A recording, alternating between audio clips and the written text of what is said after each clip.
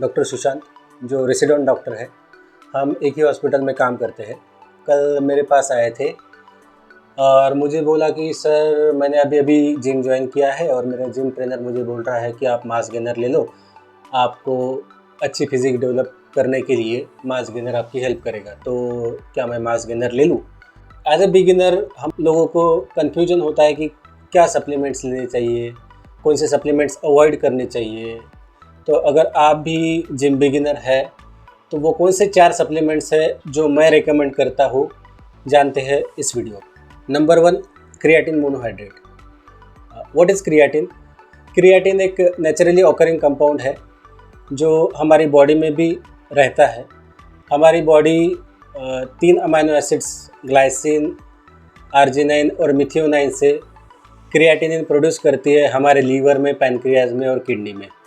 90% of the creatine हमारी body का skeletal muscle में स्टोर होता है और क्रिएटिन एनिमल्स में भी पाया जाता है, जैसे रेड मीट हो गया या सी फूड्स हो गए, फिशेस हो गए, उनमें भी क्रिएटिन पाया जाता है। क्रिएटिन डायरेक्टली मसल हाइपरट्रॉफी नहीं करता है, बट क्रिएटिन मसल में वाटर रिटेंशन करता है और इनडायरेक्टली मसल हाइपरट्रॉफी में हेल्प करता है। क्रिएटिन एटीपी रिप्लेस करता है, तो ड्यूरिंग द सेट्स रिकवरी अच्छी होती है।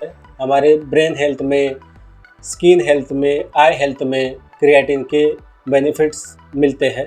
अगर आप हाई इंटेंसिटी एक्टिविटीज़ करते हैं तो आपका एंड्योरेंस, आपका परफॉर्मेंस इंप्रूव करने में भी क्रिएटिन हेल्प करता है। एज सच क्रिएटिन दिन में कभी भी ले सकते हैं, बट मैं रिकमेंड करूंगा कि आप पोस्ट वर्कआउट क्रिएटिन बहुत से फॉर्म्स में आता है, बट क्रिएटिन मोनोहाइड्रेट एक ऐसा फॉर्म है जो मोस्ट रिसर्च है, वाइडली यूज्ड है और अफोर्डेबल है। आपकी पॉकेट अलाउ करेगी आपको क्रिएटिन लेने के लिए, तो creatine monohydrate should be your first choice of creatine. Creatine लेने से पहले इस बात का ध्यान रखें कि आपको कोई प्री एग्जिस्टिंग किडनी या लीवर डिसीज़ नहीं है। सेकंड सप्लीमेंट, वे प्रोटीन। वे प्रोटीन मिल्क से डिराइव्ड होता है, एक मिल्क का बाय प्रोडक्ट है। ये एक कंप्लीट प्रोटीन है जिसमें all the 9 essential amino acids होते हैं। जब मिल्क से चीज़ बनाने की प्रोसेस चालू होती है, उसमें जो लिक्विड बाय प्रोडक्ट होता है उसे प्रोसेस करके और प्यूरिफाई करके वे प्रोटीन बनाया जाता है। वे प्रोटीन 3 फॉर्म में आता है: whey protein concentrate, whey protein isolate and whey protein hydrolysate. Whey protein concentrate में 70 to 80% प्रोटीन होता है और सम अमाउंट ऑफ लैक्टोज और फैट्स भी होते हैं। तो अगर आपको लैक्टोज इंटॉलरेंस है तो आप वे प्रोटीन आइसोलेट के लिए जाइए, क्योंकि उसमें लैक्टोज नहीं होता है, प्रोटीन का कॉन्सेंट्रेशन भी ज़्यादा होता है। अदरवाइज वे प्रोटीन कॉन्सेंट्रेट बजट फ्रेंडली होता है, तो आप वे प्रोटीन कॉन्सेंट्रेट ले सकते। वे प्रोटीन आपको मसल बिल्डिंग में हेल्प करता है। वे प्रोटीन आपकी इम्यूनिटी बूस्ट करता है। जब भी हम प्रोटीन लेते हैं, प्रोटीन सेशिएटिंग होती है, आपको जल्दी भूख नहीं लगती है, तो आपको वेट मैनेजमेंट करने में या फिर फैट लॉस करने में भी वे प्रोटीन या प्रोटीन सप्लीमेंट्स आपको हेल्प करते हैं। और वे प्रोटीन में एंटीऑक्सीडेंट्स भी होते हैं। Supplement number 3, omega 3 fatty acids. Omega 3 fatty acids 3 type के होते हैं: EPA, DHA और ALA। इकोसापेंटोनिक एसिड, डिकोसाहेक्सोनिक एसिड और अल्फा लिनोलिक एसिड। EPA और DHA primarily non vegetarian sources में पाए जाते हैं, जैसे कि सी फूड्स हो गए। ALA वेजिटेरियन सोर्सेस में मिलता है, जैसे फ्लैक्सीड्स हो गए, चिया सीड्स हो गए या वॉलनट्स हो गए।